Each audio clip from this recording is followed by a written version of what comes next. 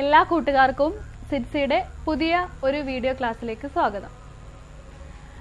അപ്പോൾ നമ്മൾ റിവിഷൻ ആണ് ഇപ്പോൾ ചെയ്തുകൊണ്ടിരിക്കുന്നത്. ഒരു 6 ചാപ്റ്ററോളം റിവിഷൻ ക്ലാസ് നമ്മൾ ചെയ്തിട്ടുണ്ട്. അതായത് 6 ചാപ്റ്ററിൻ്റെ റിവിഷൻ ക്ലാസ്സുകൾ ഓരോന്നും നമ്മൾ അപ്ലോഡ് ചെയ്തിട്ടുണ്ട്.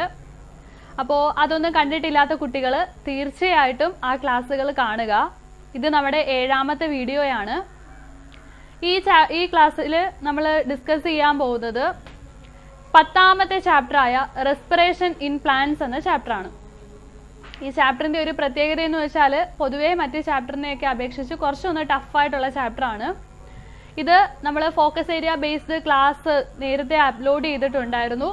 ഒരു 3 വീഡിയോ വെച്ചിട്ടാണ് നമ്മൾ കംപ്ലീറ്റ് ചാപ്റ്റർ, അതായത് ആ ഫോക്കസ് ഏരിയയിലുള്ള കംപ്ലീറ്റ് ടോപ്പിക്ക് കവർ ചെയ്തത്. അപ്പോൾ അവിടെ നമ്മൾ വളരെ ഡീറ്റെയിൽഡ് ആയിട്ട് വളരെ നീറ്റായിട്ട് ക്ലാസ് ചെയ്തിട്ടുണ്ട്. അപ്പോൾ നിങ്ങൾ ഇതുവരെയും അതൊന്നും കണ്ടിട്ടില്ല, അത് കുറച്ചും കൂടി ഡീറ്റെയിൽഡ് ആയിട്ട് ക്ലാസ് കാണണം എന്നുള്ള കുട്ടികളുണ്ടെങ്കിൽ തീർച്ചയായും ആ ക്ലാസ് കാണുക. നമ്മുടെ ചാനലിൽ അത് വീഡിയോ അപ്ലോഡ് ചെയ്തിട്ടുള്ളതാണ്.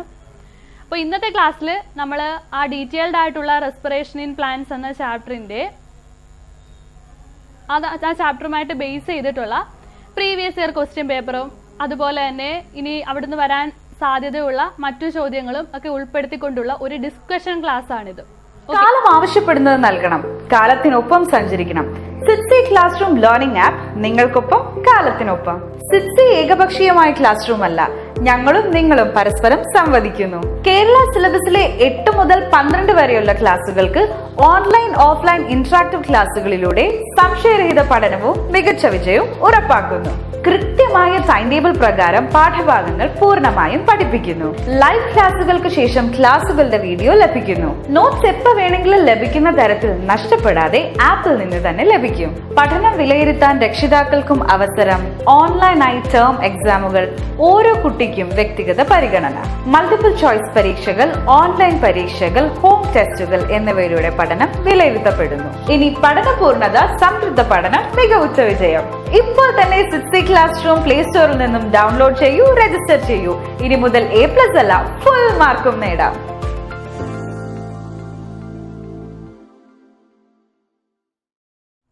ഒരു കാര്യം കൂടി നിങ്ങളെ ഓർമ്മിപ്പിക്കുകയാണ്. പല കുട്ടികൾക്കും നമ്മൾ ഒരു റിവിഷൻ ക്ലാസ് കണ്ടു കഴിയുമ്പോൾ ഇനി അടുത്ത ക്ലാസ് എന്നാണ് എന്ന് ഡൗട്ട് വരും. അതായത് ക്ലാസ് കണ്ട കുട്ടികൾ തന്നെയാണ് വീണ്ടും വീണ്ടും ചോദിക്കുന്നത്, മിസ് ഇനി അടുത്ത ക്ലാസ് എന്നാണ് എന്ന്. നിങ്ങൾ കറക്റ്റായിട്ട് നമ്മുടെ ചാനൽ സബ്സ്ക്രൈബ് ചെയ്യുക. സബ്സ്ക്രൈബ് ചെയ്തിട്ട് അതിനോടൊപ്പം അതിൻ്റെ കൂടെ വരുന്ന നോട്ടിഫിക്കേഷൻ ബാറിൽ ഓൾ എന്ന ബട്ടൺ കൂടി പ്രസ് ചെയ്യുക. അപ്പോൾ കറക്റ്റായിട്ട് നമ്മൾ റിവിഷൻ ക്ലാസ്സുകൾ അപ്ലോഡ് ചെയ്യുന്ന സമയത്ത് നിങ്ങൾക്ക് അതിൻ്റെ നോട്ടിഫിക്കേഷൻ കിട്ടും. നിങ്ങളത് കറക്റ്റായിട്ട് ചെയ്യുക. ഓക്കെ, അപ്പോൾ നമുക്ക് നമ്മുടെ ക്ലാസ്സിലേക്ക് കടക്കാം. റെസ്പിറേഷൻ ഇൻ പ്ലാന്റ്സ് എന്ന ചാപ്റ്ററാണ് ഡിസ്കസ് ചെയ്യുന്നത്. ഈ ചാപ്റ്ററിൽ നമ്മൾ പഠിക്കുന്നത് പ്ലാന്റ്സിലെ, അതായത് ഹയർ പ്ലാന്റ്സിലെ റെസ്പിറേഷനെ കുറിച്ചാണ് അല്ലേ. അപ്പോൾ ഫസ്റ്റ് എന്താണ് റെസ്പിറേഷൻ? റെസ്പിറേഷൻ അല്ലെങ്കിൽ സെല്ലുലാർ റെസ്പിറേഷൻ എന്ന് വെച്ച് കഴിഞ്ഞാൽ നമ്മുടെ സെല്ലിൽ വെച്ചിട്ട്, അത് ആനിമൽ സെല്ലാകാം പ്ലാന്റ് സെല്ലാകാം, സെല്ലിൽ വെച്ചിട്ട് ഗ്ലൂക്കോസിനെ ബ്രേക്ക് ഡൗൺ ചെയ്ത് അല്ലെങ്കിൽ ഫുഡ് മെറ്റീരിയലിനെ ബ്രേക്ക് ഡൗൺ ചെയ്ത് എനർജി റിലീസ് ചെയ്യുന്ന പ്രോസസ്സാണ് cellular respiration.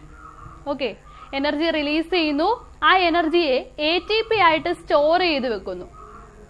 In the form of ATP, the energy stored in the form of ATP.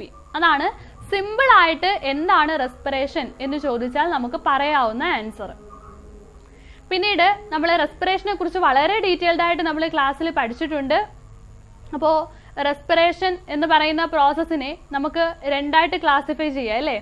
Aerobic എന്നും അനൈറോബിക് എന്നും. എയ്റോബിക് റെസ്പിറേഷൻ എന്നും അനൈറോബിക് റെസ്പിറേഷൻ എന്നും. അനൈറോബിക് റെസ്പിറേഷൻ എന്ന് വെച്ചാൽ ഓക്സിജന്റെ ആബ്സെൻസിൽ നടക്കുന്ന റെസ്പിറേഷൻ പ്രോസസ്സാണ്. എന്നാൽ എയ്റോബിക് റെസ്പിറേഷൻ എന്ന് വെച്ചാലോ ഓക്സിജന്റെ പ്രസൻസിൽ നടക്കുന്ന റെസ്പിറേഷൻ പ്രോസസ്സാണ്. അതിൽ തന്നെ ഇപ്പോൾ എയ്റോബിക്കും അനൈറോബിക്കും നോക്കുകയാണെങ്കിൽ നമ്മൾ പഠിച്ചിരുന്നു, എയ്റോബിക്കിലും അനൈറോബിക്കിലും ആദ്യമായിട്ട് ഫസ്റ്റ് നടക്കുന്ന കോമൺ ആയിട്ടുള്ള പ്രോസസ്സാണ് ഗ്ലൈക്കോളിസിസ് അല്ലേ. അപ്പോൾ ഗ്ലൈക്കോളിസിസ് എയ്റോബിക് റെസ്പിറേഷനിലും ഉണ്ട്, അനൈറോബിക് റെസ്പിറേഷനിലും ഉണ്ട്. അതിനുശേഷം ഗ്ലൈക്കോളിസിന്റെ ഫലമായിട്ടുണ്ടാകുന്ന എൻഡ് പ്രോഡക്റ്റ് അതാണ് എന്തെന്ന് പറയുന്നത് പൈറൂവിക് ആസിഡ് അല്ലേ. ഗ്ലൈക്കോളിസിന്റെ ഫലമായിട്ട് ഗ്ലൂക്കോസിനെ എന്തായിട്ട് ഗ്ലൂക്കോസ് എന്ന് പറയുന്നത് 6 കാർബൺ കോമ്പൗണ്ട് ആണ്. 6 കാർബൺ കോമ്പൗണ്ട് ആയ ഗ്ലൂക്കോസിനെ ബ്രേക്ക് ഡൗൺ ചെയ്ത് 3 കാർബൺ കോമ്പൗണ്ട് ആയ പൈറൂവിക് ആസിഡിന്റെ 2 മോളിക്യൂൾസ് ആക്കി മാറ്റുന്നു.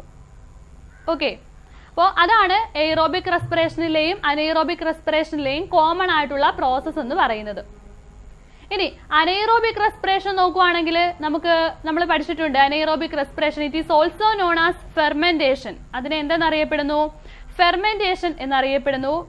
There are 2 types of fermentation അല്ലെ. 2 തരത്തിലാണ് ഫെർമെന്റേഷൻ ഉള്ളത്. ആൽക്കഹോളിക് ഫെർമെന്റേഷനും ഉണ്ട്, ലാക്റ്റിക് ആസിഡ് ഫെർമെന്റേഷനും ഉണ്ട്.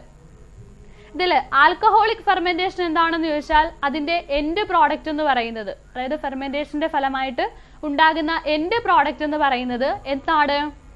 എഥനോളും കാർബൺ ഡയോക്സൈഡും ആണ്. അതിന് ഈ ആൽക്കഹോളിക് ഫെർമെന്റേഷൻ കാണിക്കുന്ന ഒരു ഓർഗാനിസത്തിന് എക്സാമ്പിൾ ചോദിച്ചാൽ ഏത് പറയും?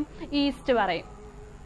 എന്നാൽ ലാക്റ്റിക് ആസിഡ് ഫെർമെന്റേഷൻ എന്ന് വെച്ചാൽ അവിടെ ഫെർമെന്റേഷൻ പ്രോസസ്സിന്റെ ഫലമായിട്ട് ഉണ്ടാകുന്ന എൻഡ് പ്രോഡക്റ്റ് എന്ന് പറയുന്നത് എന്താണ്? ലാക്റ്റിക് ആസിഡ് ആണ്. സാധാരണയായി ചില ബാക്ടീരിയകളിലാണ് ലാക്റ്റിക് ആസിഡ് ഫെർമെന്റേഷൻ നടക്കുന്നത്. ഓക്കെ, പിന്നീട് നമ്മൾ എന്താ പഠിച്ചത്? പിന്നീട് നമ്മൾ എയ്റോബിക് റെസ്പിറേഷനെ കുറിച്ച് പഠിച്ചു.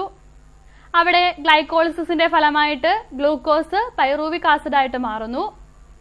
പൈറൂവിക് ആസിഡിന് പിന്നീട് എന്ത് സംഭവിക്കുന്നു? ഓക്സിഡേറ്റീവ് ഡീകാർബോക്സിലേഷൻ സംഭവിക്കുന്നു. അങ്ങനെ പൈറൂവിക് ആസിഡ് കോ എൻസൈം എയുമായിട്ട് കണ്ടൻസ് ചെയ്ത് അസറ്റൈൽ കോ എൻസൈം എ ഉണ്ടാകുന്നു. അതൊരു 2 കാർബൺ കോമ്പൗണ്ട് ആണ് അല്ലേ. പിന്നീട് അസറ്റൈൽ കോ എൻസൈം എ നേരെ എന്തിലേക്ക് പോകുന്നു? ക്രെബ്സ് സൈക്കിൾ അല്ലെങ്കിൽ സിട്രിക് ആസിഡ് സൈക്കിൾ അല്ലെങ്കിൽ ട്രൈ കാർബോക്സിലിക് ആസിഡ് സൈക്കിളിലേക്ക് പോകുന്നു. അവിടെ വെച്ച് കുറെ സീരീസ് റിയാക്ഷൻ നടക്കുന്നു. അതിന്റെ ഫലമായി ഹൈ എനർജി മോളിക്യൂൾസ് ആയിട്ടുള്ള ATP, NADPH തുടങ്ങിയവയൊക്കെ ഉണ്ടാകുന്നു. ഓക്കെ, NADH2, ATP, NADH2 അതുപോലെ തന്നെ FADH2 തുടങ്ങിയ ഹൈ എനർജി മോളിക്യൂൾസ് ഒക്കെ ഉണ്ടാകുന്നു. ഓക്കെ, അങ്ങനെയാണ് റെസ്പിറേഷൻ പ്രോസസ്സ് നടക്കുന്നത്, എയ്റോബിക് റെസ്പിറേഷൻ പ്രോസസ്സ് നടക്കുന്നത്. പിന്നീട് ഈ ഹൈ എനർജി മോളിക്യൂൾസിനെ നമ്മൾ ടെർമിനൽ ഓക്സിഡേഷന് വിധേയമാക്കുന്നു. ഇലക്ട്രോൺ ട്രാൻസ്പോർട്ട് സിസ്റ്റത്തിലൂടെ കടത്തിവിട്ട് ടെർമിനൽ ഓക്സിഡേഷന് വിധേയമാക്കുന്നു. അങ്ങനെ ഹൈ എനർജി മോളിക്യൂൾസ് ആയിട്ടുള്ള NADH2 അതുപോലെ തന്നെ FADH2 അതിനെയൊക്കെ എന്ത് ചെയ്യുന്നു? ATP ആയിട്ട് കൺവേർട്ട് ചെയ്യുന്നു. അപ്പോൾ ഇത്രയുമാണ് നമുക്ക് ആ ചാപ്റ്ററിൽ കറക്റ്റ് ആയിട്ട് പഠിക്കേണ്ടത്. ഇതിനെക്കുറിച്ച് വളരെ ഡീറ്റെയിൽഡ് ആയിട്ട് വളരെ നീറ്റായിട്ട് 3 ക്ലാസ്സുകൾ, അതായത് 3 വീഡിയോ ക്ലാസ്സുകൾ നമ്മൾ നേരത്തെ ചെയ്തിട്ടുണ്ടായിരുന്നു. അപ്പോൾ ഈ ക്ലാസ്സുകൾ ഓരോന്നും കുറച്ചും കൂടി എക്സ്പ്ലെയിൻ ചെയ്ത് ഡീറ്റെയിൽഡ് ആയിട്ട് ഈ ടോപ്പിക്കൊക്കെ അറിയേണ്ട കുട്ടികളുണ്ടെങ്കിൽ നിങ്ങൾ തീർച്ചയായിട്ടും ആ ക്ലാസ്സുകൾ കാണുക. എന്നിട്ട് നമ്മുടെ ഈ റിവിഷൻ ക്ലാസ് കാണുക. ഓക്കെ, അപ്പോൾ നമുക്ക് നമ്മുടെ റിവിഷൻ ക്ലാസ്സിലേക്ക് കടക്കാം. നമ്മുടെ ഒന്നാമത്തെ ചോദ്യം ഇതാണ്. The first step in respiration is glycolysis. Respiration പ്രോസസ്സിലെ ആദ്യത്തെ സ്റ്റെപ്പാണ് ഗ്ലൈക്കോളിസിസ്. എന്നിട്ട് ക്വസ്റ്റ്യൻ ചോദിച്ചിരിക്കുന്നത് എന്താ? Define glycolysis. ഗ്ലൈക്കോളിസിസ് എന്താണെന്ന് ഡിഫൈൻ ചെയ്യുക. എന്താണ് glycolysis? It is the process of conversion of glucose into pyruvic acid അല്ലെ. It is the process of conversion of 6 carbon compound glucose into 2 molecules of 3 carbon compound pyruvic acid. അതാണ് correct ആയിട്ടുള്ള definition. 6 carbon compound ആയ ഗ്ലൂക്കോസിനെ 3 carbon compound ആയ pyruvic ആസിഡിന്റെ 2 molecules ആക്കി മാറ്റുന്ന ആ break down process ആണ് എന്തെന്ന് പറയുന്നത്? ഗ്ലൈക്കോളിസിസ് എന്ന് പറയുന്നത്. അപ്പോൾ നെക്സ്റ്റ് ബി ക്വസ്റ്റ്യൻ നോക്കിയേ. Write the site of glycolysis. ഗ്ലൈക്കോളിസിന്റെ സൈറ്റ് ഏതാണ്? ആ പ്രോസസ്സ് നടക്കുന്നത് എവിടെ വെച്ചാണ് എന്ന് എഴുതാനാണ് ചോദിച്ചിരിക്കുന്നത്. ഇതൊക്കെ വളരെ ഇമ്പോർട്ടന്റ് ആയിട്ടുള്ള ചോദ്യമാണ് കേട്ടോ. എപ്പോഴും മാറി മാറി ചോദിക്കുന്ന ചോദ്യമാണ്. അപ്പോൾ എവിടെ വെച്ചാണ് ഗ്ലൈക്കോളിസിസ് നടക്കുന്നത്? എവിടെ വെച്ചാണ്? സൈറ്റോപ്ലാസത്തിൽ വെച്ചാണ്. അപ്പോൾ ഇമ്പോർട്ടന്റ് ആയിട്ടുള്ള 2 കാര്യങ്ങൾ നമ്മൾ പഠിച്ചു. ഗ്ലൈക്കോളിസിസ് നടക്കുന്നത് സൈറ്റോപ്ലാസത്തിലാണ്. അതിന്റെ ഡെഫിനിഷൻ, ഫസ്റ്റ് എന്താണ്, ഏത് പ്രോഡക്റ്റ് ആണ് ഗ്ലൈക്കോളിസിസിലേക്ക് പോകുന്നത്, എൻഡ് പ്രോഡക്റ്റ് എന്താണ്. ക്ലിയർ ആയല്ലോ? വളരെ ഷോർട്ടായിട്ട് നമ്മൾ അത് ഇത്രയും പഠിച്ചു തീർന്നു കഴിഞ്ഞു. ഇനി നമുക്ക് ഇവിടെ നിന്ന് തന്നെ ചോദിച്ചിട്ടുള്ള മറ്റൊരു പാറ്റേണിലുള്ള ക്വസ്റ്റ്യൻ നോക്കാം. അപ്പോൾ ഈ ചോദ്യം ഒന്ന് ശ്രദ്ധിച്ചേ. Glycolysis is the partial oxidation of glucose to produce 2 molecules of pyruvic acid. Glycolysis എന്ന് വെച്ചാൽ എന്താ? It is the partial oxidation of glucose into 2 molecules of pyruvic acid. ഗ്ലൂക്കോസിനെ ബ്രേക്ക് ഡൗൺ ചെയ്ത് 2 molecule പൈറൂവിക് ആസിഡ് ഉണ്ടാക്കുന്ന പ്രോസസ്സാണ്. Where does glycolysis occur? എവിടെയാണ് നടക്കുന്നത്? അത് നമ്മൾ ഓൾറെഡി പറഞ്ഞതാണ്. എവിടെയാണ് നടക്കുന്നത്? സൈറ്റോപ്ലാസത്തിൽ. അടുത്ത question, steps of glycolysis are given below. താഴെ ഗ്ലൈക്കോളിസിസിന്റെ പ്രധാനപ്പെട്ട സ്റ്റെപ്പുകൾ തന്നിട്ടുണ്ട്. Fill up the blank boxes. Okay, ആ ബ്ലാങ്ക് ആയിട്ടുള്ള ബോക്സുകൾ എന്ത് ചെയ്യുക? ഫില്ല് ചെയ്യുക എന്നതാണ് പറഞ്ഞിരിക്കുന്നത്. അപ്പോൾ ഇവിടെ താഴെ ബോക്സുകളൊന്നും ഇല്ല. ഞാൻ ആ ഡയഗ്രാം വരച്ചില്ല. അത് നമ്മുടെ ടെക്സ്റ്റ് ബുക്കിലുള്ള ഡയഗ്രമാണ്. അപ്പോൾ നിങ്ങൾ ടെക്സ്റ്റ് ബുക്ക് ഓപ്പൺ ചെയ്യുക. ഓപ്പൺ ചെയ്തിട്ട് ആ ഡയഗ്രാം ഒന്ന് നോക്കുക കേട്ടോ. ടെക്സ്റ്റ് ബുക്കിലെ page number 229, page 229. Okay, page number 229 14.1 എന്ന് പറയുന്ന ഡയഗ്രാം ആണ് ഗ്ലൈക്കോളിസിസിന്റെ ഡയഗ്രാം. അപ്പോൾ ആ ഡയഗ്രത്തിൽ കുറേയൊക്കെ പ്രോഡക്റ്റിന്റെ പേര്, ഇടയ്ക്കിടയ്ക്ക് വരുന്ന കോമ്പൗണ്ടുകളില്ലേ, അതിന്റെ പേരൊക്കെ ഡാഷ് ഇട്ട് കൊടുത്തിട്ട് അത് ഫില്ല് ചെയ്യാനുള്ള ഒരു ക്വസ്റ്റ്യൻ ആണിത്. അപ്പോൾ കറക്റ്റ് ആയിട്ട് ആ ഒരു ഫ്ലോ ചാർട്ട് പഠിച്ചു വെക്കുന്ന ഒരു കുട്ടിക്ക് വളരെ ഈസി ആയിട്ട് ഫുൾ മാർക്ക് ഈ ക്വസ്റ്റ്യന് വാങ്ങിക്കാൻ പറ്റും. അപ്പോൾ നിങ്ങൾ കറക്റ്റ് ആയിട്ട് എന്ത് ചെയ്യുക? ആ ഫ്ലോ ചാർട്ട് പഠിച്ചു വെക്കുക. ഇങ്ങനെയാണ് അടുത്ത ക്വസ്റ്റ്യൻ ചോദിക്കുന്ന ഒരു രീതി. മനസ്സിലായോ? അപ്പോൾ അവിടെ എന്തൊക്കെ ചേഞ്ചസ് ആണ് നടക്കുന്നത്? ഫസ്റ്റ് ഗ്ലൂക്കോസ് എന്തായിട്ട് മാറുന്നു? ഗ്ലൂക്കോസ് 6-ഫോസ്ഫേറ്റ് ആയിട്ട് മാറുന്നുണ്ട്. ഗ്ലൂക്കോസ് 6-ഫോസ്ഫേറ്റ് പിന്നീട് എന്തായിട്ട് മാറുന്നു? ഫ്രക്ടോസ് 6-ഫോസ്ഫേറ്റ് ആയിട്ട് മാറുന്നു. അത് പിന്നീട് ഫ്രക്ടോസ് 1,6-ബിസ്ഫോസ്ഫേറ്റ് ആയിട്ട് മാറുന്നു. അത് പിന്നീട് എന്തായിട്ട് മാറുന്നു? 2 പ്രോഡക്റ്റുകളായിട്ട് മാറുന്നു അല്ലേ? ഗ്ലിസറാൾഡിഹൈഡ് 3-ഫോസ്ഫേറ്റ്, അതുപോലെ തന്നെ എന്താണ്? Dihydroxy acetone phosphate. അങ്ങനെ 2 പ്രോഡക്റ്റുകളായിട്ട് മാറുന്നു.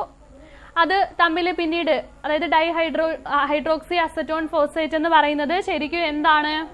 നമ്മുടെ ഗ്ലിസറാൾഡിഹൈഡ് 3-ഫോസ്ഫേറ്റിന്റെ തന്നെ ഒരു ഫോമാണ്. അപ്പൊ അത് തിരിച്ച് ഗ്ലിസറാൾഡിഹൈഡ് 3-ഫോസ്ഫേറ്റ് ആയിട്ട് തന്നെ വരും. അങ്ങനെ ഗ്ലിസറാൾഡിഹൈഡ് 3-ഫോസ്ഫേറ്റിന്റെ 2 molecules ആണ് ബാക്കിയുള്ള പ്രോസസ്സുകൾക്ക് വിധേയമാകുന്നത്. അപ്പോൾ ഗ്ലിസറാൾഡിഹൈഡ് 3-ഫോസ്ഫേറ്റ് പിന്നീട് എന്തായിട്ട് മാറുന്നു? 1,3-ബിസ്ഫോസ്ഫോഗ്ലിസറിക് ആസിഡ് ആയിട്ട് മാറുന്നു. അത് പിന്നീട് എന്തായിട്ട് മാറുന്നു? 3-ഫോസ്ഫോഗ്ലിസറിക് ആസിഡ് ആയിട്ട് മാറുന്നു. 3-ഫോസ്ഫോഗ്ലിസറിക് ആസിഡ് പിന്നീട് 2-ഫോസ്ഫോഗ്ലിസറേറ്റ് ആയിട്ട് മാറുന്നു. Then it converted into phosphoenol pyruvate. അങ്ങനെ ഫൈനലി ഫോസ്ഫോഇനോൾ പൈറുവേറ്റ് എന്തായിട്ട് മാറുന്നു? പൈറൂവിക് ആസിഡ് ആയിട്ട് മാറുന്നു. ഓക്കെ, അപ്പോൾ അത്രയാണ് ആ സ്റ്റെപ്പുകൾ. അപ്പോൾ ആ ഇടയ്ക്ക് വരുന്ന ചേഞ്ചസും ആ കാര്യങ്ങളും ഓരോന്ന് കോമ്പൗണ്ടിന്റെ പേരും ഒക്കെ മറന്നു പോകാതെ കറക്റ്റ് ആയിട്ട് അത് ഇത്രയങ്ങ് പഠിച്ചു വയ്ക്കുക. ഓക്കെ, അപ്പോൾ ആ ഡയഗ്രവുമായിട്ട് ബന്ധപ്പെട്ട് ചോദിച്ചിട്ടുള്ള ഒരു ചോദ്യം നോക്കിയേ. In glycolysis ATP is utilized at 2 steps only. ഗ്ലൈക്കോളിസിസിൽ 2 സ്റ്റെപ്പുകളിലാണ് ATP യൂട്ടിലൈസ് ചെയ്യുന്നത്. Write down these 2 steps. ആ 2 സ്റ്റെപ്പുകൾ ഏതൊക്കെയാണെന്ന് എഴുതാനാണ് പറഞ്ഞിരിക്കുന്നത്. ഏത് സ്റ്റെപ്പാ ചോദിച്ചിരിക്കുന്നത്? ATP യൂട്ടിലൈസ് ചെയ്തിരിക്കുന്ന സ്റ്റെപ്പ്. മനസ്സിലായോ? ATP ഫോം ചെയ്യുന്നതല്ല, ATP യൂട്ടിലൈസ് ചെയ്തിരിക്കുന്ന സ്റ്റെപ്പ് ഏതെന്നാണ് ചോദിച്ചിരിക്കുന്നത്. നമ്മുടെ 2020 മോഡൽ എക്സാമിന് ചോദിച്ച ഒരു ചോദ്യമാണ്, റീസെന്റ് ആയിട്ട് ചോദിച്ചിട്ടുള്ള ഒരു ചോദ്യമാണ്. അപ്പോൾ ഇത് നമുക്ക് എങ്ങനെ ആൻസർ ചെയ്യാൻ പറ്റും? നമ്മൾ എന്ത് ചെയ്യുക? ആ ഒരു ഫ്ലോ ചാർട്ട്, ആ ഒരു ഡയഗ്രാം കറക്റ്റ് ആയിട്ട് നോക്കുക. അത് കറക്റ്റ് ആയിട്ട് പഠിച്ചു വെച്ചാൽ ഇങ്ങനെയൊക്കെ എങ്ങനെ ക്വസ്റ്റ്യൻ ചോദിച്ചാലും നമുക്ക് എഴുതാൻ പറ്റും. ആ ഡയഗ്രാം നിങ്ങളൊന്ന് നോക്കിയേ. ആ ഡയഗ്രത്തിൽ ഏതൊക്കെ സ്റ്റേജിലാണ് ATP ഉപയോഗിച്ചിരിക്കുന്നത്? ഫസ്റ്റ് ഒന്നാമത്തെ സ്റ്റേജ് ഏതാണ്? During the conversion of glucose to glucose six phosphate അല്ലെ? ഗ്ലൂക്കോസ് 6-ഫോസ്ഫേറ്റ് ആയിട്ട് മാറുന്ന സമയത്ത് ATP ഉപയോഗിക്കുന്നുണ്ട്. ഇനി രണ്ടാമത്തെ ഏതാണ്? During the conversion of fructose six phosphate to fructose one six bisphosphate അല്ലെങ്കിൽ ബൈഫോസ്ഫേറ്റ്. ഫ്രക്ടോസ് 6-ഫോസ്ഫേറ്റിനെ എന്താക്കി മാറ്റുന്നു? ഫ്രക്ടോസ് 1,6-ബൈഫോസ്ഫേറ്റ് ആക്കി മാറ്റുന്നു. ആ ഒരു കണ്ടീഷനിലും എന്ത് ഉപയോഗിക്കുന്നുണ്ട്? ATP മോളിക്യൂൾ ഉപയോഗിക്കുന്നുണ്ട്. അപ്പോൾ ആ 2 സ്റ്റെപ്പിലാണ് ATP ഉപയോഗിക്കുന്നത്. ഓക്കെ ആണല്ലോ? അപ്പോൾ കറക്റ്റ് ആയിട്ട് ആ ഡയഗ്രാം പഠിച്ചു വെക്കുക. അവിടെ നിന്ന് എങ്ങനെ ചോദ്യം ചോദിച്ചാലും നമുക്ക് ഈസി ആയിട്ട് എഴുതാൻ പറ്റും. അപ്പോൾ ഇനി നെക്സ്റ്റ് ക്വസ്റ്റ്യൻ നോക്കിയേ. Glycolysis is the break down of glucose into pyruvic acid. ഗ്ലൂക്കോസിനെ ബ്രേക്ക് ഡൗൺ ചെയ്ത് പൈറൂവിക് ആസിഡ് ആക്കുന്ന പ്രോസസ്സാണ് glycolysis. Where does glycolysis occur in cell? കുറേ വട്ടം പറഞ്ഞ് വെച്ച ക്വസ്റ്റ്യൻ ആണ് അല്ലേ? എവിടെയാണ് നടക്കുന്നത്? എവിടെയാണ്? സൈറ്റോപ്ലാസം. അടുത്തത് എന്താണ്? Why is glycolysis a partial oxidation? എന്തുകൊണ്ടാണ് ഗ്ലൈക്കോളിസിസ് ഒരു പാർഷ്യൽ ഓക്സിഡേഷൻ പ്രോസസ് ആണ് എന്ന് പറയുന്നത്? ഇതും റീസെന്റ് ആയിട്ട് ചോദിച്ചിട്ടുള്ള ചോദ്യമാണ്. 2019 ചോദിച്ചിട്ടുള്ള ചോദ്യമാണ്. എന്തുകൊണ്ടായിരിക്കും ഗ്ലൈക്കോളിസിസ് ഒരു പാർഷ്യൽ ഓക്സിഡേഷൻ പ്രോസസ് ആണെന്ന് പറയുന്നത്? എന്തുകൊണ്ടായിരിക്കും? അതായത് ഇവിടെ എന്ത് ചെയ്യുന്നില്ല? ഗ്ലൂക്കോസിനെ കംപ്ലീറ്റ് ആയിട്ട് ബ്രേക്ക് ഡൗൺ ചെയ്യുന്നില്ല. ചെയ്യുന്നുണ്ടോ? കംപ്ലീറ്റ് ആയിട്ട് ബ്രേക്ക് ഡൗൺ ചെയ്ത് ഫുൾ എനർജി റിലീസ് ചെയ്യുന്നുണ്ടോ? ഇല്ല. ഇവിടെ പാർഷ്യൽ ആയിട്ട് പകുതിയാണ് ഓക്സിഡൈസ് ചെയ്തിരിക്കുന്നത് അല്ലേ? പകുതിയാണ് ഗ്ലൂക്കോസ് ബ്രേക്ക് ഡൗൺ ചെയ്ത് പൈറൂവിക് ആസിഡ് എന്ന് പറയുന്ന മറ്റൊരു കോമ്പൗണ്ട് ആക്കിയിരിക്കുകയാണ്. അപ്പോൾ ഗ്ലൂക്കോസിനെ ബ്രേക്ക് ഡൗൺ ചെയ്ത് പാർഷ്യൽ ബ്രേക്ക് ഡൗണിന് വിധേയമാക്കി പൈറൂവിക് ആസിഡ് എന്ന് പറയുന്ന ഒരു കോമ്പൗണ്ട് ആക്കി. വളരെ കുറച്ച് എമൗണ്ട് എനർജി മാത്രമാണ് അവിടുന്ന് കിട്ടുന്നത്. ഓക്കെ, അപ്പൊ അതുകൊണ്ടാണ് അതിനെ എന്തെന്ന് പറയുന്നത്? പാർഷ്യൽ ഓക്സിഡേഷൻ പ്രോസസ് എന്ന് പറയുന്നത്. കംപ്ലീറ്റ് ബ്രേക്ക് ഡൗൺ നടക്കുന്നില്ല, ഫുൾ എനർജി റിലീസ് ചെയ്യുന്നില്ല. ഓക്കെ, അപ്പോൾ പൈറൂവിക് ആസിഡ് എന്ന് പറയുന്ന മറ്റൊരു കോമ്പൗണ്ട് ആക്കി മാറ്റുന്നതേ ഉള്ളൂ. വളരെ കുറച്ച് ലെസ് എമൗണ്ട് എനർജി മാത്രമേ അവിടെ എന്ത് ചെയ്യുന്നുള്ളൂ? പ്രൊഡ്യൂസ് ചെയ്യപ്പെടുന്നുള്ളൂ. ക്ലിയർ ആയല്ലോ ആ ക്വസ്റ്റ്യൻ? ഗ്ലൈക്കോളിസിസുമായിട്ട് ബന്ധപ്പെട്ട് ചോദിച്ചിട്ടുള്ള വേറൊരു ചോദ്യമാണിത്. The break down of glucose to pyruvic acid is called glycolysis. How many ATP molecules are directly synthesised during this process? ഈ പ്രോസസ്സിൽ എത്ര ATP മോളിക്യൂൾസിനെയാണ് ഡയറക്ട്ലി സിന്തസൈസ് ചെയ്യുന്നത്? എങ്ങനെ സിന്തസൈസ് ചെയ്യുന്നത്? ഡയറക്റ്റ് ആയിട്ട് സിന്തസൈസ് ചെയ്യുന്നത്.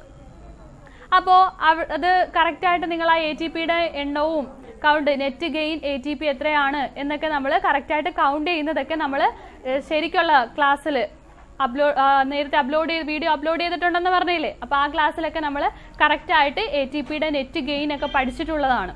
അപ്പോൾ അവിടെ നിന്ന് വന്നിട്ടുള്ള ഒരു ചോദ്യമാണിത്. ഇവിടെ ഡയറക്റ്റ് ആയിട്ട് എത്ര മോളിക്യൂൾ ATP ഉണ്ടാകുന്നു എന്നാണ് ചോദിച്ചിരിക്കുന്നത്. ഡയറക്റ്റ് ആയിട്ട് എത്ര ATP മോളിക്യൂൾസ് ആണ് ഉണ്ടായിരിക്കുന്നത്? 4 ATP മോളിക്യൂൾസ് ആണ് ഉണ്ടായിരിക്കുന്നത്. ഓക്കെ, ഇൻഡയറക്റ്റ് ആയിട്ട് എന്തുണ്ടാവുന്നുണ്ട്? NADH2 ഉണ്ടാവുന്നുണ്ട് അല്ലേ? അപ്പോൾ അതൊക്കെ വെച്ചിട്ട് നെറ്റ് ഗെയിൻ എത്രയാണ്? 8 ATP ആണ് അല്ലേ? അപ്പോൾ അത് എങ്ങനെയാണ് കാൽക്കുലേറ്റ് ചെയ്യുന്നതെന്നൊക്കെ നമ്മൾ നേരത്തെ ചെയ്തിട്ടുള്ള ക്ലാസ്, എക്സ്പ്ലെയിൻ ചെയ്തിട്ടുള്ള ക്ലാസ് വീഡിയോയിൽ പറഞ്ഞിട്ടുണ്ട്. അപ്പോൾ അതൊക്കെ അറിയണം എന്നുണ്ടെങ്കിൽ നിങ്ങൾ ആ വീഡിയോ മസ്റ്റായിട്ടും കാണുക. ഓക്കെ, അപ്പോൾ ഇവിടെ നമുക്ക് ആൻസർ ആയിട്ട് എത്ര എഴുതാം? 4 ATP മോളിക്യൂൾസ് എന്ന് എഴുതാം. ഡയറക്റ്റ് ആയിട്ട് പ്രൊഡ്യൂസ് ചെയ്യപ്പെടുന്ന ATP മോളിക്യൂൾസിന്റെ എണ്ണം എത്രയാണ്? 4 ATP മോളിക്യൂൾസ് ആണ്. ഓക്കെ, അപ്പോൾ ഗ്ലൈക്കോളിസിസ് എയ്റോബിക് റെസ്പിറേഷനിലും അനൈറോബിക് റെസ്പിറേഷനിലും കോമൺ ആയിട്ട് വരുന്ന പ്രോസസ്സ്, ഫസ്റ്റ് പ്രോസസ്സാണ് ഗ്ലൈക്കോളിസിസ് എന്ന് പറയുന്നത്. ഗ്ലൈക്കോളിസിസ് എന്താണ് എന്ന് നമ്മൾ കുറേ ക്വസ്റ്റ്യനിലൂടെ ഒന്ന് പരിചയപ്പെട്ടു. അപ്പോൾ ആ ക്വസ്റ്റ്യൻസ് ഒക്കെ നിങ്ങൾ നോക്കുക. അതുപോലെയൊക്കെയാണ് നമുക്ക് എക്സാമിന് ചോദിക്കുന്നത്. നമ്മുടെ എക്സാമിന് ആ രീതിയിലൊക്കെ തന്നെ ചോദിക്കും. അപ്പോൾ കറക്റ്റായിട്ട് എന്തൊക്കെ കാര്യങ്ങൾ ഗ്ലൈക്കോളിസിസിൽ പഠിക്കണം എന്ന് വെച്ചാൽ ഞാൻ പറഞ്ഞുതരാം. ഇത്രയൊക്കെ പഠിക്കണം. ഫസ്റ്റ് ഗ്ലൈക്കോളിസിസ് എവിടെ നടക്കുന്നു എന്ന് പഠിക്കണം, സൈറ്റോപ്ലാസത്തിൽ. പിന്നീട് ഗ്ലൈക്കോളിസിസിൽ ഏത് കോമ്പൗണ്ട് ആണ് ഗ്ലൈക്കോളിസിസിന് വിധേയമാകുന്നത്? ഏതാണ്? ഗ്ലൂക്കോസ്. എൻഡ് പ്രോഡക്റ്റ് എന്താണ്? Pyruvic acid. ഗ്ലൂക്കോസ് 6 കാർബൺ ആണെന്ന് ഓർക്കുക, പൈറൂവിക് ആസിഡ് 3 കാർബൺ ആണെന്ന് ഓർക്കുക. പിന്നീട് ഡയഗ്രാം കംപ്ലീറ്റ് ഉണ്ടാകുന്ന ചേഞ്ചസ് എല്ലാം പഠിക്കുക. ATP, NADH2, അതുപോലെ തന്നെ അതിൻ്റെയൊക്കെ ഫോർമേഷനൊക്കെ നോക്കുക. പിന്നീട് എവിടെയൊക്കെയാണ് ATP യൂസ് ചെയ്യുന്നത് അത് നോക്കുക. ഓക്കെ, അപ്പം അത്രയും കാര്യങ്ങളാകുമ്പോഴത്തേനും അത് കറക്റ്റായിട്ട് തീരും. ഇനി ഗ്ലൈക്കോളിസിസിനെ അറിയപ്പെടുന്ന ഒരു പേരുണ്ട്. എന്താണ്? EMP പാത്വേ എന്നറിയപ്പെടുന്നുണ്ട് അല്ലേ? അപ്പം ആ EMP പാത്വേ എന്നുള്ള പേര് കൂടി ഓർത്ത് വെക്കുക, മറന്നുപോകല്ലേ? അപ്പോൾ അത്രയാണ് നമുക്ക് ഗ്ലൈക്കോളിസിസുമായിട്ട് റിലേറ്റ് ചെയ്തിട്ട് പഠിക്കാനുള്ളത്. ഡയറക്റ്റ് ക്വസ്റ്റ്യനെ ചോദിക്കത്തുള്ളൂ, പേടിക്കേണ്ട. ഇനി നമുക്ക് അനൈറോബിക് റെസ്പിറേഷനിലേക്ക് പോകാം.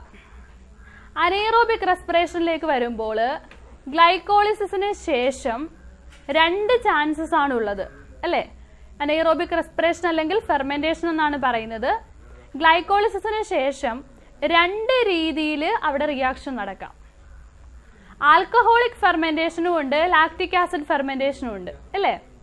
ആൽക്കഹോളിക് ഫെർമെന്റേഷന്റെ കേസ് നോക്കുകയാണെങ്കിൽ ഗ്ലൈക്കോളിസിസിന് ശേഷം പൈറൂവിക് ആസിഡ്, ഗ്ലൈക്കോളിസിസിലൂടെ ഉണ്ടാകുന്ന പൈറൂവിക് ആസിഡ് എന്തായിട്ട് മാറുന്നു?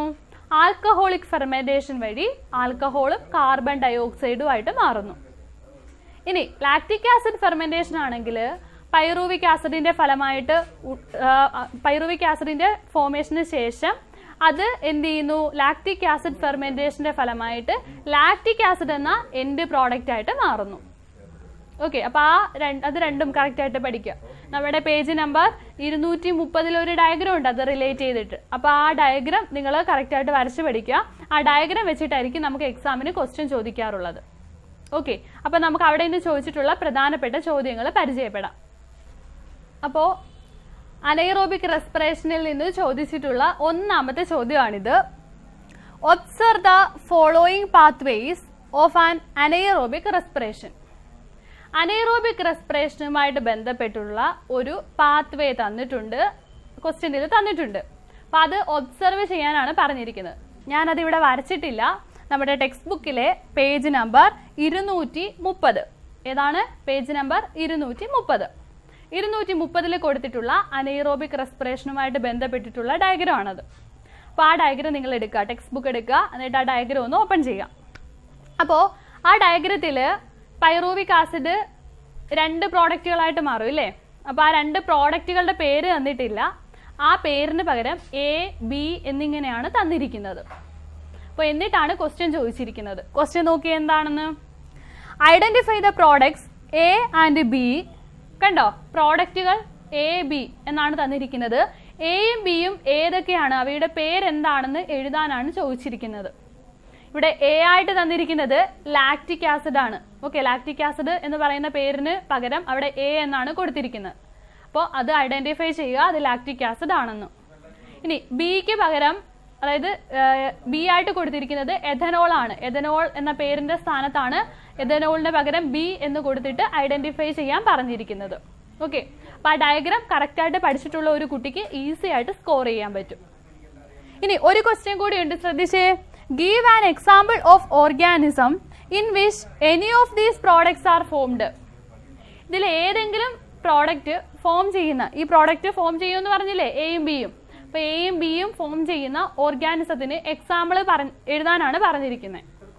അപ്പൊ ഇവിടെ നമ്മുടെ ലാക്റ്റിക് ആസിഡ് ഫെർമെന്റേഷൻ നോക്കുകയാണെങ്കിൽ ലാക്റ്റിക് ആസിഡ് ഫെർമെന്റേഷൻ കാണിക്കുന്ന ഓർഗാനിസത്തിന് എക്സാമ്പിൾ ആണ് ബാക്ടീരിയകൾ. ബാക്ടീരിയകൾ ലാക്റ്റിക് ആസിഡ് ഫെർമെന്റേഷൻ കാണിക്കുന്നുണ്ട്. പിന്നീട് ആൽക്കഹോളിക് ഫെർമെന്റേഷൻ നോക്കുകയാണെങ്കിൽ ആൽക്കഹോളിക് ഫെർമെന്റേഷൻ കാണിക്കുന്ന ഓർഗാനിസത്തിന് എക്സാമ്പിൾ ആണ് ഈസ്റ്റ്. ഓക്കെ, അപ്പോൾ എക്സാമ്പിൾസ് കറക്റ്റ് ആയിട്ട് നോട്ട് ചെയ്ത് വെക്കാം. ഓക്കെ, നോക്കിയേ, നമ്മുടെ 2020 എക്സാമിന് ചോദിച്ചിട്ടുള്ള ഒരു ചോദ്യമാണ്.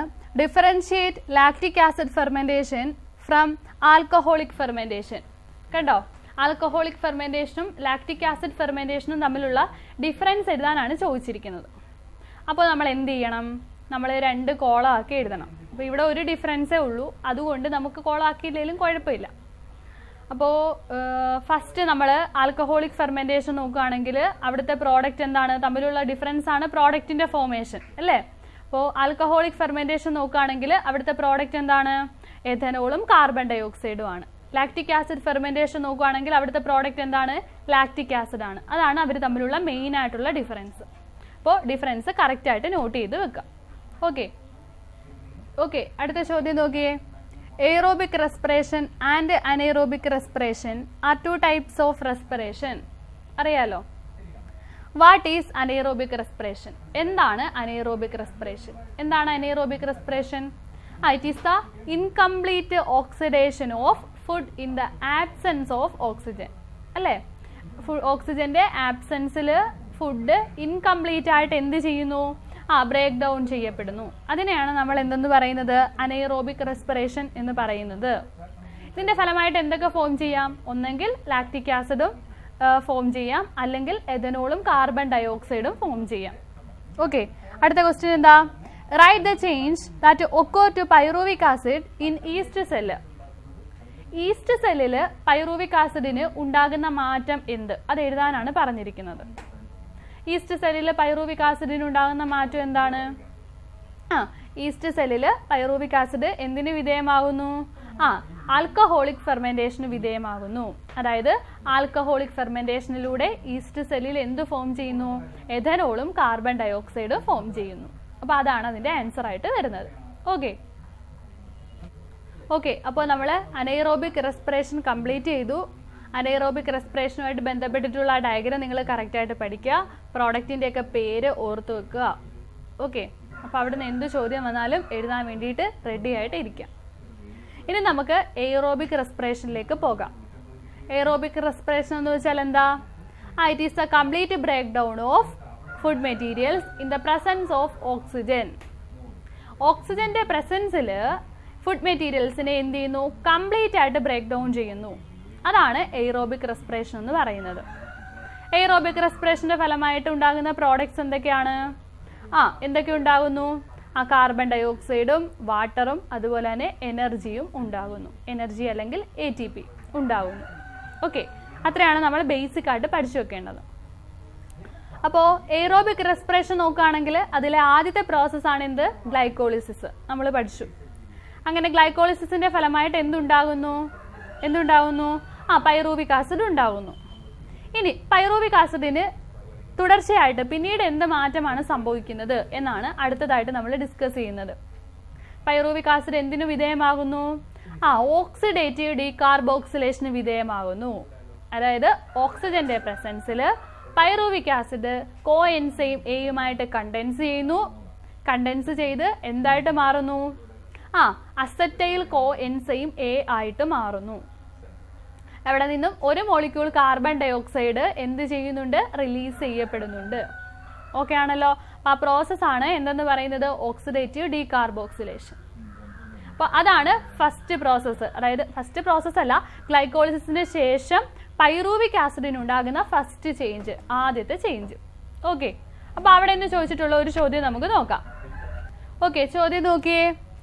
The number of carbon atom in acetyl coenzyme A which take part in Krebs cycle is dash. Acetyl coenzyme എയിലേക്ക് വരുന്ന ക്രെബ്സ് സൈക്കിളിലേക്ക് വരുന്ന അസറ്റൈൽ കോഎൻസൈം എ എന്ന് പറയുന്ന ആ കോമ്പൗണ്ടിൽ കാണപ്പെടുന്ന നമ്പർ ഓഫ് കാർബൺ ആറ്റങ്ങളുടെ എണ്ണമാണ് ക്വസ്റ്റ്യൻ ചോദിച്ചിരിക്കുന്നത്. ഓക്കെ, അപ്പോൾ the number of carbon atom in acetyl coenzyme A which take part in Krebs cycle. Carbon ആറ്റത്തിന്റെ എണ്ണമാണ് ചോദിച്ചിരിക്കുന്നത്. അപ്പോൾ അസറ്റൈൽ കോഎൻസൈം എയുടെ കാർബൺ ആറ്റത്തിന്റെ എണ്ണം എത്രയാണ്? നമ്മൾ പഠിച്ചിട്ടില്ലേ? എത്രയാണ്? It is a 2 carbon compound. എങ്ങനെയുള്ള കോമ്പൗണ്ട് ആണ്? 2 കാർബൺ കോമ്പൗണ്ട് ആണ്. അപ്പോൾ കാർബൺ ആറ്റത്തിന്റെ എണ്ണം എത്രയാണ്? 2 ആണ്. ആൻസർ ആയിട്ട് വരുന്നത് എന്താണ്? 2 ആണ്. നമ്മൾ പഠിച്ചു പൈറൂവിക് ആസിഡ് എന്ന് പറയുന്നത് 3 കാർബൺ കോമ്പൗണ്ട് ആണ്. അത് ഓക്സിഡേറ്റീവ് ഡീകാർബോക്സിലേഷന് വിധേയമാകുമ്പോഴാണ് എന്തുണ്ടാകുന്നത്? അസറ്റൈൽ കോഎൻസൈം എ ഉണ്ടാകുന്നത്. അപ്പോൾ ആ പ്രോസസ്സിൽ ഒരു മോളിക്യൂൾ കാർബൺ ഡയോക്സൈഡ് റിലീസ് ചെയ്യുന്നുണ്ട് അല്ലേ? അപ്പോൾ ഒരു കാർബൺ ഡയോക്സൈഡ് പോയാൽ ഒരു കാർബൺ അങ്ങ് പോകത്തില്ലേ? അപ്പോൾ 3 കാർബൺ കോമ്പൗണ്ട് എന്തായിട്ട് മാറി? 2 കാർബൺ കോമ്പൗണ്ട് ആയിട്ട് മാറും. മനസ്സിലായോ? അപ്പോൾ ഇവിടുത്തെ അസറ്റൈൽ കോഎൻസൈം എയിലെ കാർബൺ ആറ്റത്തിന്റെ എണ്ണം എത്രയാണ്? 2 ആണ്. ഓക്കെ ആണല്ലോ. അപ്പോൾ അതുപോലെ എല്ലാ കോമ്പൗണ്ടും, നമ്മൾ എല്ലാ കോമ്പൗണ്ടിന്റെയും പഠിക്കുന്നുണ്ട് കാർബണിന്റെ എണ്ണം അല്ലേ? അപ്പോൾ എല്ലാ കോമ്പൗണ്ടിലെയും കാർബണിന്റെ എണ്ണം കറക്റ്റ് ആയിട്ട് പഠിച്ചു വെക്കുക. അപ്പോൾ ഇവിടെ ഇതിന്റെ ചോദിച്ചെങ്കിൽ നമ്മുടെ എക്സാമിന് ചിലപ്പോൾ വേറെ ഏതെങ്കിലും ഒരെണ്ണത്തിന്റെ ആയിരിക്കും ചോദിക്കുന്നത്. അപ്പോൾ അത് കറക്റ്റ് ആയിട്ട് പഠിച്ചു വെക്കുക, തെറ്റിപ്പോകരുത് കേട്ടോ. അപ്പോൾ നമ്മുടെ അടുത്ത ചോദ്യം ഒന്ന് നോക്കിയേ. The complete oxidation of pyruvic acid yield 3 molecules of carbon dioxide by a cyclic process in the matrix of mitochondria. Pyruvic ആസിഡിനെ കംപ്ലീറ്റ് ഓക്സിഡേഷന് വിധേയമാക്കുമ്പോൾ 3 മോളിക്യൂൾ കാർബൺ ഡയോക്സൈഡ് കളയുന്നുണ്ട്. ഓക്കെ, അപ്പോൾ ഈ പ്രോസസ്സ് നടക്കുന്നത് എവിടെയാണ്? എവിടെയാണ്? മൈറ്റോകോൺട്രിയൽ മാട്രിക്സിലാണ്. ആ പ്രോസസ്സ് ഏതാണെന്ന് ആദ്യം തിരിച്ചറിയണം. ഏതാണ് ആ പ്രോസസ്സ്? ക്രെബ്സ് സൈക്കിൾ ആണ്. ക്വസ്റ്റ്യൻ എന്താണ്? Who first develop this cycle? ഈ സൈക്കിള് ആദ്യമായിട്ട് ഡെവലപ്പ് ചെയ്ത സയന്റിസ്റ്റ് ആര് എന്നാണ് ചോദിച്ചിരിക്കുന്നത്. ആരാണ് സയന്റിസ്റ്റ്? ഹാൻസ് ക്രെബ്സ് എന്ന സയന്റിസ്റ്റ് ആണ്. Okay, next, draw a diagrammatic sketch of the identified cycle. ഈ സൈക്കിളിന്റെ ഒരു ഡയഗ്രാം വരയ്ക്കാനാണ് പറഞ്ഞിരിക്കുന്നത്. നമ്മുടെ ടെക്സ്റ്റ് ബുക്കിലുണ്ട് ഡയഗ്രാം ഇല്ലേ? ടെക്സ്റ്റ് ബുക്കിൽ പേജ് നമ്പർ 232 പേജിൽ കൊടുത്തിട്ടുള്ള ഡയഗ്രാം ആണ് ക്രെബ്സ് സൈക്കിളിന്റെ ഡയഗ്രാം. അത് കറക്റ്റ് ആയിട്ട് നിങ്ങൾ വരച്ച് പഠിക്കുക. ഡയഗ്രങ്ങളെല്ലാം വളരെ ഇമ്പോർട്ടൻ്റ് ആണ്. ഓക്കെ, ഈ ഒരു ചാപ്റ്ററിൽ 4 ഡയഗ്രത്തോളം ഉണ്ട് ഇല്ലേ? അപ്പം അത് കറക്റ്റ് ആയിട്ട് നിങ്ങൾ പഠിച്ചു വെക്കുക. അപ്പോൾ ആ ഡയഗ്രാം വരയ്ക്കാനാണ് പറഞ്ഞിരിക്കുന്നത്. പിന്നീട് ഈ ക്രെബ്സ് സൈക്കിൾ എന്ന് പറയുന്നത് പല പേരിൽ അറിയപ്പെടുന്നുണ്ട് അല്ലേ? ട്രൈ കാർബോക്സിലിക് ആസിഡ് സൈക്കിൾ എന്നറിയപ്പെടുന്നുണ്ട്, ക്രെബ്സ് സൈക്കിൾ എന്നറിയപ്പെടുന്നുണ്ട്, പിന്നെ സിട്രിക് ആസിഡ് സൈക്കിൾ എന്നറിയപ്പെടുന്നുണ്ട്. എന്തുകൊണ്ടാണ് ഇതിനെ സിട്രിക് ആസിഡ് സൈക്കിൾ എന്നറിയപ്പെടുന്നത്? The first product formed in this cycle is citric acid. ഈ സൈക്കിളിൽ ഉണ്ടാകുന്ന ആദ്യത്തെ പ്രോഡക്റ്റ് ഏതാണ്? സിട്രിക് ആസിഡ് ആണ്. അതുകൊണ്ട് ഇതിനെ സിട്രിക് ആസിഡ് സൈക്കിൾ എന്നറിയപ്പെടുന്നു. നെക്സ്റ്റ്, അടുത്തത് എന്താ പറഞ്ഞത്? അടുത്തതാണ് ട്രൈ കാർബോക്സിലിക് ആസിഡ് സൈക്കിൾ അല്ലെങ്കിൽ TCA സൈക്കിൾ. എന്തുകൊണ്ടാണ് അങ്ങനെ അറിയപ്പെടുന്നത്? The first product citric acid is A try carboxylic acid. ഇതിന്റെ ഈ സൈക്കിളിൽ ഉണ്ടാകുന്ന ഫസ്റ്റ് പ്രോഡക്റ്റ് ആയ സിട്രിക് ആസിഡ് എന്ന് പറയുന്നത് ഒരു ട്രൈ കാർബോക്സിലിക് ആസിഡ് ആണ്. അതുകൊണ്ട് ഇതിനെ എന്തെന്നറിയപ്പെടുന്നു? ട്രൈ കാർബോക്സിലിക് ആസിഡ് സൈക്കിൾ അല്ലെങ്കിൽ TCA സൈക്കിൾ എന്നും അറിയപ്പെടുന്നുണ്ട്. പിന്നീട് മൂന്നാമത്തെ പേരാണ് ക്രെബ്സ് സൈക്കിൾ. എന്തുകൊണ്ടാണ് ക്രെബ്സ് സൈക്കിൾ എന്നറിയപ്പെടുന്നത്? ഇതിനകത്തുള്ള സ്റ്റെപ്പ്, ഈ സൈക്കിളിലുള്ള കംപ്ലീറ്റ് സ്റ്റെപ്പുകളും ഫസ്റ്റ് ഐഡന്റിഫൈ ചെയ്ത സയന്റിസ്റ്റ് ആണ് ഹാൻസ് ക്രെബ്. അദ്ദേഹത്തോടുള്ള ബഹുമാനാർത്ഥമാണ് ഇതിനെ ക്രെബ്സ് സൈക്കിൾ എന്ന പേരും കൊടുത്തിട്ടുള്ളത്. അപ്പോൾ കറക്റ്റ് ആയിട്ട് ആ സൈക്കിൾ നിങ്ങൾ എന്ത് ചെയ്യുക? പഠിച്ചു വെക്കുക. ഓക്കെ, നെക്സ്റ്റ്, ഇവിടെ നിന്ന് ചോദിച്ചിട്ടുള്ള ചോദ്യങ്ങളാണ് എല്ലാം ഒരേ പാറ്റേണിലുള്ള ചോദ്യങ്ങളാണ് സാധാരണ ചോദിക്കാറുള്ളത്. കാരണം ഈ ഒരു സൈക്കിളാണ് വളരെ പ്രധാനപ്പെട്ട കാര്യം. അപ്പോൾ ആ സൈക്കിളിനകത്തുള്ള ചേഞ്ചസ് തന്നെയാണ് എപ്പോഴും തിരിച്ചും മറിച്ചും ഒക്കെ ക്വസ്റ്റ്യൻ ചോദിക്കുന്നത്. ശ്രദ്ധിച്ച ഒരു question, the figure show the pathway of try carboxylic acid cycle is given below. നമ്മുടെ TCA സൈക്കിൾ കൊടുത്തിട്ടുണ്ട്. Name the compound present in the position of ABCD. ABCD എന്നിങ്ങനെ 3 പേര് കൊടുത്തിട്ടുണ്ട്. അതായത് അതിനകത്തുള്ള കോമ്പൗണ്ട് ഇല്ലേ, കോമ്പൗണ്ടുകളുടെ പേര് മാറ്റിയിട്ട് പകരം അവിടെ ഡാഷ് ഇട്ടിട്ട് ABCD എന്ന് കൊടുത്തിരിക്കുകയാണ്. കണ്ടോ? അപ്പോൾ നേരത്തെ ഞാൻ പറഞ്ഞതുപോലെ ആ ഡയഗ്രാം നന്നായിട്ട് പഠിക്കുന്ന ഒരു കുട്ടിക്ക് ഒരിക്കലും അത് എന്ത് ചെയ്യത്തില്ല? തെറ്റിപ്പോകത്തില്ല. ഈസി ആയിട്ട് അതിന്റെ കംപ്ലീറ്റ് ക്വസ്റ്റ്യന്റെയും ആൻസർ നമുക്ക് ചെയ്യാൻ പറ്റും. സുഖമായിട്ട് മാർക്ക് നമ്മുടെ പോക്കറ്റിലിരിക്കും. അപ്പോൾ നമുക്ക് ആ പ്രോഡക്റ്റിന്റെ എല്ലാം പേരൊന്ന് പറഞ്ഞു നോക്കാവേ. ഫസ്റ്റ് അറിയാം, പൈറൂവിക് ആസിഡ് എന്ത് ചെയ്യുന്നു? കോഎൻസൈം എയുമായിട്ട് കണ്ടൻസ് ചെയ്യുന്നു. അസറ്റൈൽ കോഎൻസൈം എ ഉണ്ടാവുന്നു. ഈ അസറ്റൈൽ കോഎൻസൈം എ എന്തുമായിട്ട് കൂടിച്ചേരുന്നു? ഓക്സാലിക് ആസിഡുമായിട്ട് കൂടിച്ചേരുന്നു. ഏത് ആസിഡുമായിട്ടാണ്? Oxaloacetic acid. Sorry, oxaloacetic acid. Oxalic acid, oxaloacetic acid, അതാണ് കറക്റ്റ്. അപ്പോൾ ഓക്സാലോ അസറ്റിക് ആസിഡുമായിട്ട് കൂടിച്ചേർന്ന് നമ്മുടെ ഫസ്റ്റ് പ്രോഡക്റ്റ് ആയിട്ടുള്ള സിട്രിക് ആസിഡ് ഉണ്ടാവുന്നു. ഓക്കെ, എന്നിട്ട് സിട്രിക് ആസിഡ് പിന്നീട് എന്തായിട്ട് മാറുന്നു? ആൽഫ കീറ്റോ ഗ്ലൂട്ടാറിക് ആസിഡ് ആയിട്ട് മാറുന്നു. ആൽഫ കീറ്റോ ഗ്ലൂട്ടാറിക് ആസിഡിനെ പിന്നീട് സക്സീനിക് ആസിഡ് ആയിട്ട് കൺവേർട്ട് ചെയ്യുന്നു. സക്സീനിക് ആസിഡിനെ പിന്നീട് മാലിക് ആസിഡ് ആക്കി മാറ്റുന്നു. മാലിക് ആസിഡ് പിന്നീട് എന്തായിട്ട് മാറുന്നു? ഓക്സാലോ അസറ്റിക് ആസിഡ് ആയിട്ട് തന്നെ മാറുന്നു. അപ്പോൾ അതാണ് അവിടുത്തെ പ്രധാനപ്പെട്ട കോമ്പൗണ്ട്സ്. അത് ആ ഒരു ഓർഡറിൽ പഠിച്ചു വെക്കുക. ആദ്യം വരുന്നത് ഏതാണ്? Oxaloacetic acid. പിന്നീട് വരുന്നത് oxaloacetic acid acetyl coenzyme എയുമായിട്ട് കമ്പൈൻ ചെയ്യുന്നു. എന്നിട്ട് ഫസ്റ്റ് വരുന്നത് എന്താണ്? Citric acid. പിന്നീട് എന്ത് വരുന്നു? Alpha ketoglutaric acid. പിന്നീട് സക്സീനിക് ആസിഡ്. പിന്നീട് മാലിക് ആസിഡ്. വീണ്ടും അതെന്തായിട്ട് മാറുന്നു? ഓക്സാലോ അസറ്റിക് ആസിഡ് ആയിട്ട് മാറുന്നു. അപ്പോൾ അത് കറക്റ്റ് ആയിട്ട് പഠിച്ചു വെക്കുക. അപ്പോൾ ഈ ഒരു രീതിയിൽ തന്നെ ഒരുപാട് തവണ ക്വസ്റ്റ്യൻ ചോദിച്ചിട്ടുണ്ട്. അപ്പോൾ നമ്മുടെ എക്സാമിനും അങ്ങനെയുള്ള ചോദ്യങ്ങൾ നമുക്ക് പ്രതീക്ഷിക്കാം. ഓക്കെ, പിന്നെ അവിടുത്തെ എല്ലാം കോമ്പൗണ്ടുകളുടെ എല്ലാം കാർബണിന്റെ എണ്ണം പഠിച്ചു വെക്കുക കേട്ടോ. കാർബണിന്റെ എണ്ണം ചോദിക്കാം. നേരത്തെ ഒരു തവണ ചോദിച്ചില്ലേ? അതുപോലെ ഏത് കോമ്പൗണ്ടിന്റെ വേണമെങ്കിലും കാർബണിന്റെ എണ്ണം ചോദിക്കാം. അപ്പോൾ അത് കറക്റ്റ് ആയിട്ട് പഠിച്ചു വെക്കണം. പിന്നെ ATP എവിടെയൊക്കെയാണ് ഉണ്ടാകുന്നത്, അതുപോലെ തന്നെ NADH2 ഉണ്ടാകുന്നത് എവിടെയൊക്കെയാണ്, പിന്നെ FADH2 ഉണ്ടാകുന്നുണ്ട് അല്ലേ. FADH2 ഉണ്ടായത് എവിടെയാണ്, GDP GTP ആയിട്ട് മാറുന്നുണ്ട് അല്ലേ. GTP ഉണ്ടായത് എവിടെയൊക്കെയാണ്, അതെല്ലാം കറക്റ്റ് ആയിട്ട് പഠിച്ചു വെക്കുക. അങ്ങനെ എന്താണ്, ഇവിടുന്ന് ഏത് ക്വസ്റ്റ്യൻ ചോദിച്ചാലും ഫുൾ മാർക്ക് കിട്ടുന്ന രീതിയിൽ പോവുക. ഓക്കെ, അടുത്തത് നോക്കി, ഇവിടുന്ന് ചോദിക്കാവുന്ന ഒരു നല്ല ചോദ്യമാണ്.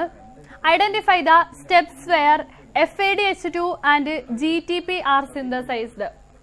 FADH2, GTP എന്നിവ സിന്തസൈസ് ചെയ്യപ്പെടുന്ന സ്റ്റെപ്പുകൾ ഏതൊക്കെയാണെന്ന് ഐഡന്റിഫൈ ചെയ്യാനാണ് പറഞ്ഞിരിക്കുന്നത്.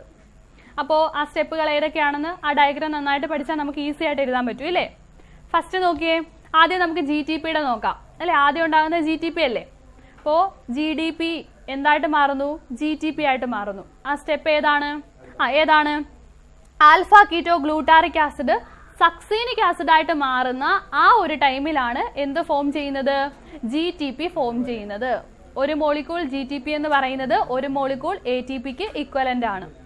ഓക്കെ, പിന്നീട് അടുത്തതാണ് FADH2 അല്ലെ. FADH2 ഫോം ചെയ്യുന്നത് എവിടെയാണ്, നമ്മുടെ സക്സീനിക് ആസിഡ് മാലിക് ആസിഡ് ആയിട്ട് മാറുന്ന സമയത്താണ് FADH2 ഉണ്ടാകുന്നത്.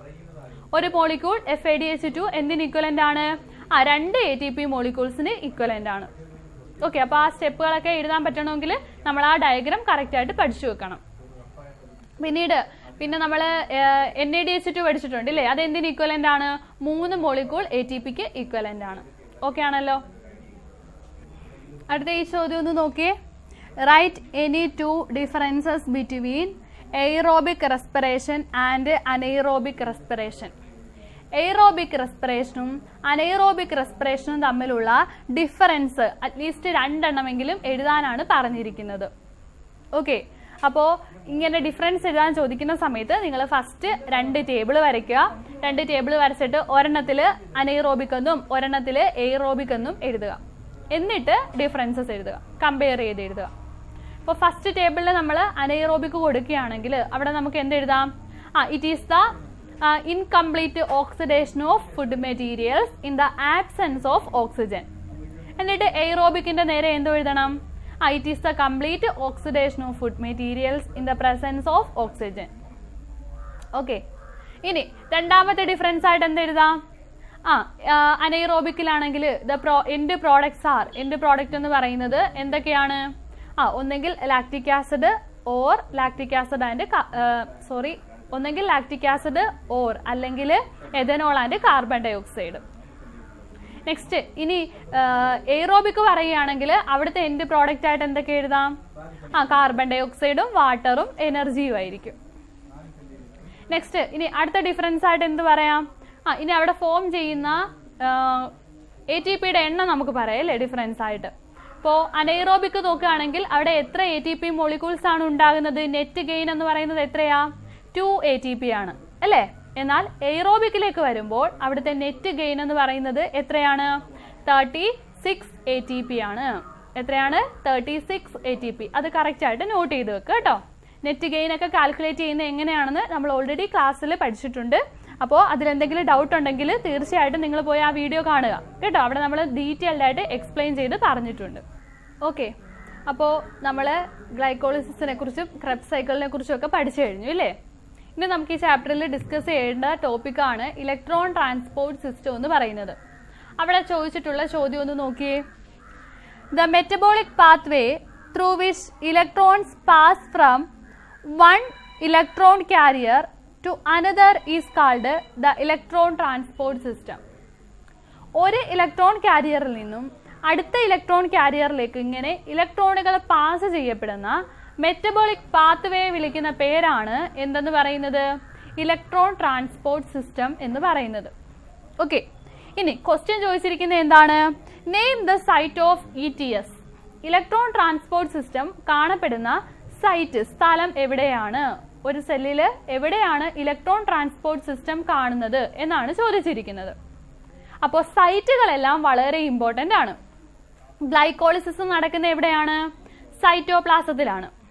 ക്രെബ്സ് സൈക്കിൾ നടക്കുന്ന എവിടെയാ, മൈറ്റോകോൺട്രിയയിൽ തന്നെ മാട്രിക്സിലാണ് അല്ലേ.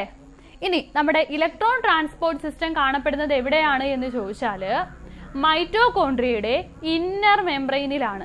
എവിടെയാണ് കാണപ്പെടുന്നത്? Inner membrane of mitochondria. മൈറ്റോകോൺട്രിയക്ക് 2 മെംബ്രെയിൻ ഉണ്ട് അല്ലേ? ഔട്ടർ മെംബ്രെയിനും ഉണ്ട്, ഇന്നർ മെംബ്രെയിനും ഉണ്ട്. ഇന്നർ മെംബ്രെയിനിലാണ് എന്ത് കാണപ്പെടുന്നത്? നമ്മുടെ ഇലക്ട്രോൺ ട്രാൻസ്പോർട്ട് സിസ്റ്റം കാണപ്പെടുന്നത്. അപ്പോൾ അത് കറക്റ്റ് ആയിട്ട് പഠിച്ചു വെക്കാം. Next, what is the role of oxygen in ETS? Electron transport സിസ്റ്റത്തിൽ ഓക്സിജന്റെ റോൾ എന്താണെന്നാണ് ചോദിച്ചിരിക്കുന്നത്. അപ്പോൾ ഇലക്ട്രോൺ ട്രാൻസ്പോർട്ട് സിസ്റ്റത്തിലെ ഓക്സിജന്റെ റോൾ എന്താണ്? നമ്മൾ പഠിച്ചതല്ലേ? എന്താണ് ഓക്സിജന്റെ role? Oxygen act as the final acceptor of electrons. ഇലക്ട്രോണുകളുടെ ഫൈനൽ അക്സെപ്റ്റർ എന്ന് പറയുന്നത് ആരാണ്? ഓക്സിജൻ ആണ്. അവിടെ നമ്മൾ പഠിച്ചായിരുന്നു NADH2 അതുപോലെ തന്നെ FADH2 ഒക്കെ എന്ത് ചെയ്യുന്നു? ബ്രേക്ക് ചെയ്തിട്ട് ഉണ്ടാകുന്ന ഇലക്ട്രോണുകളെ ഇലക്ട്രോൺ കാരിയേഴ്സിലൂടെ ട്രാൻസ്ഫർ ചെയ്ത് എവിടെ എത്തിക്കുന്നുണ്ട്? കോംപ്ലക്സ് 4 കൊണ്ടുവരുന്നുണ്ട് അല്ലേ? കോംപ്ലക്സ് 4 കൊണ്ടുവന്ന് അവിടെ നിന്നും അവസാനം ഇലക്ട്രോണുകളെ അക്സെപ്റ്റ് ചെയ്യുന്നത് ആരാണ്? ഓക്സിജൻ ആണ്. എന്നിട്ട് ഓക്സിജൻ എന്ത് ചെയ്യുന്നു? നമ്മുടെ മാട്രിക്സിൽ നിന്നും ഹൈഡ്രജനെ കൂടി സ്വീകരിക്കുന്നു, ഇലക്ട്രോണുകളും കൂടി ചേർത്തിട്ട് വാട്ടർ ഫോം ചെയ്യുന്നു എന്ന് പഠിച്ചു അല്ലേ? അപ്പോൾ ഇലക്ട്രോണിനെ അക്സെപ്റ്റ് ചെയ്യുന്ന ഫൈനൽ അക്സെപ്റ്റർ ആയിട്ട് ആക്ട് ചെയ്യുന്നത് ആരാണ്? ഓക്സിജൻ ആണ്. അപ്പോൾ അതാണ് ഓക്സിജന്റെ റോള് എന്ന് പറയുന്നത്. It act as the final acceptor of electrons. Clear ആയല്ലോ? പിന്നീട് കൂടാതെ നമ്മൾ അവിടെ ഓരോ കോംപ്ലക്സുകളും പഠിക്കുന്നുണ്ട് അല്ലേ? ആ ഓരോ കോംപ്ലക്സുകളെ കുറിച്ചും പഠിക്കണം കേട്ടോ. ഓരോ കോംപ്ലക്സുകളുടെ പേര് പഠിക്കുന്നുണ്ട്. എത്ര കോംപ്ലക്സ് ഉണ്ട് ടോട്ടല്? 5 കോംപ്ലക്സ് ഉണ്ടെന്ന് പറയാം. Complex number 1, complex number 2, complex number 3, complex number 4, പിന്നെ കോംപ്ലക്സ് നമ്പർ 5 അല്ലെങ്കിൽ നമ്മുടെ ATP സിന്തേസ്. ഓക്കെ, അപ്പൊ 5 കോംപ്ലക്സുകൾ പഠിക്കുന്നുണ്ട്. അപ്പോൾ അതിന്റെ ഓരോന്നിന്റെയും പേരുകളുണ്ട്, ഓരോ കോംപ്ലക്സിലെയും മെമ്പേഴ്സ് ആരൊക്കെയാണെന്നുണ്ട്. കൂടാതെ 2 മൊബൈൽ ഇലക്ട്രോൺ കാരിയേഴ്സ് കൂടി ഉണ്ട് അല്ലേ? ഒന്നാമത്തെ മൊബൈൽ ഇലക്ട്രോൺ കാരിയറിന്റെ പേരെന്താ? യൂബിക്വിനോൺ അല്ലേ? യൂബിക്വിനോൺ എവിടെയാ കാണപ്പെടുന്നത്? കോംപ്ലക്സ് 1ന്റെയും 3യുടെയും ഇടയിലാണ്. പിന്നെ സൈറ്റോക്രോം C ഉണ്ട് അല്ലേ? അതെവിടെയാ കാണപ്പെടുന്നത്? കോംപ്ലക്സ് 3യുടെയും അതുപോലെ തന്നെ കോംപ്ലക്സ് 4ന്റെയും ഇടയിലാണ് കാണപ്പെടുന്നത്. യൂബിക്വിനോൺ 2 എടുത്തുണ്ട്. കോംപ്ലക്സ് 1ന്റെയും 3യുടെയും ഇടയിലുണ്ട്, കോംപ്ലക്സ് 2ന്റെയും 3യുടെയും ഇടയിലുണ്ട് യൂബിക്വിനോൺ. സൈറ്റോക്രോം C എവിടെ കാണപ്പെടുന്നു? കോംപ്ലക്സ് 3യുടെയും അതുപോലെ തന്നെ 4ന്റെയും ഇടയിലായിട്ട് കാണപ്പെടുന്നു. ഓക്കെ, അപ്പോൾ ഇവയിൽ കാണപ്പെടുന്ന പ്രധാനപ്പെട്ട മെമ്പേഴ്സ് ആരൊക്കെയാണ്, ഇലക്ട്രോൺസ് എങ്ങനെയാണ് മൂവ് ചെയ്യുന്നത് എന്നൊക്കെ നമ്മൾ പഠിച്ചായിരുന്നു. അങ്ങനെ ഇലക്ട്രോൺസ് കാരിയേഴ്സിലൂടെ മൂവ് ചെയ്യുന്നതിന്റെ ഫലമായിട്ട് എന്ത് സംഭവിക്കുന്നു? there occur a concentration gradient of protons. പ്രോട്ടോൺസിന്റെ ഒരു കോൺസെൻട്രേഷൻ ഗ്രേഡിയന്റ് ഉണ്ടാകുന്നു. എവിടെ? ഇൻ ബിറ്റ്വീൻ ദ ഏതൊക്കെ മെംബ്രെയിനുകൾക്കിടയിലാണ് ഉണ്ടാകുന്നത്? ഇന്റർ മെംബ്രെയിൻ സ്പേസിന്റെയും അതുപോലെ തന്നെ മാട്രിക്സിന്റെയും അല്ലെ? ഇന്റർ മെംബ്രെയിൻ സ്പേസിൽ ഹൈഡ്രജൻ അയോണിന്റെ കോൺസെൻട്രേഷൻ കൂടുന്നു, മാട്രിക്സിൽ ഹൈഡ്രജൻ അയോണിന്റെ കോൺസെൻട്രേഷൻ കുറയുന്നു. അപ്പോൾ H+ എവിടുന്ന് എങ്ങോട്ട് മൂവ് ചെയ്യുന്നു? ഇന്റർ മെംബ്രെയിൻ സ്പേസിൽ നിന്നും ATP സിന്തേസിലെ S0F1 പാർട്ടിക്കിളിലൂടെ മൂവ് ചെയ്ത് എങ്ങോട്ട് വരുന്നു? നമ്മുടെ മാട്രിക്സിലേക്ക് വരുന്നു. ഈ സമയത്ത് എന്ത് സംഭവിക്കും? ATP സിന്തേസ് ആക്റ്റീവ് ആകുന്നു. മാട്രിക്സിലുള്ള എന്താണ് ADPയെ ഇനോർഗാനിക് ഫോസ്ഫേറ്റുമായിട്ട് കമ്പൈൻ ചെയ്യിച്ച് ATP ആക്കി മാറ്റുന്നു. അപ്പൊ അത്രയാണ് നടക്കുന്നത്. ഇത് നമ്മൾ വളരെ ഡീറ്റെയിൽഡ് ആയിട്ട് നമ്മുടെ മറ്റ് വീഡിയോ ക്ലാസ്സിൽ, റെഗുലർ ആയിട്ടുള്ള വീഡിയോ ക്ലാസ്സിൽ നമ്മൾ പഠിച്ചിട്ടുണ്ട്. ഓക്കെ, അപ്പോൾ അത് അറിയാത്ത കുട്ടികളുണ്ടെന്നുണ്ടെങ്കിൽ തീർച്ചയായിട്ടും ആ വീഡിയോ മസ്റ്റായിട്ട് കാണുക, പ്ലേലിസ്റ്റിലുണ്ട്. ഓക്കെ, അപ്പോൾ അത് കറക്റ്റായിട്ട് പഠിക്കാം.